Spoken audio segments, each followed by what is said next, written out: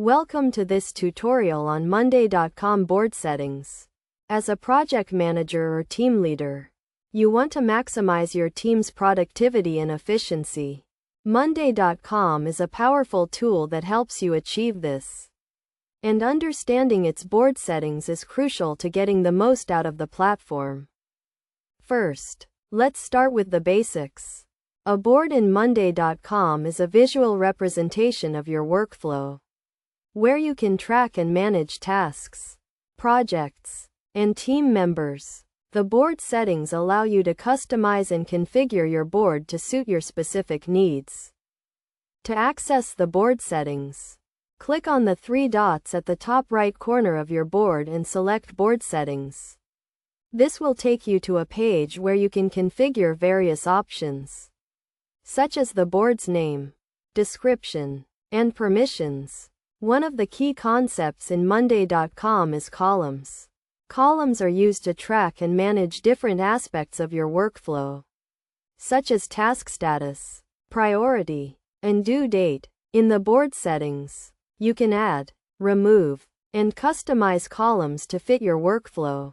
For example, if you're managing a software development project, you may want to create columns for different stages of the development process, such as design, development, testing, and deployment. You can also add columns for task assignees, due dates, and priority levels.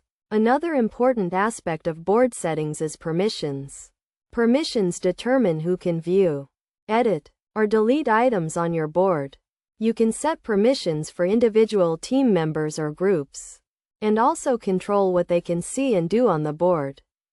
Best practices for using Monday.com board settings include keeping your board organized and clutter-free, using clear and descriptive column names, and setting permissions carefully to ensure that sensitive information is only accessible to authorized team members.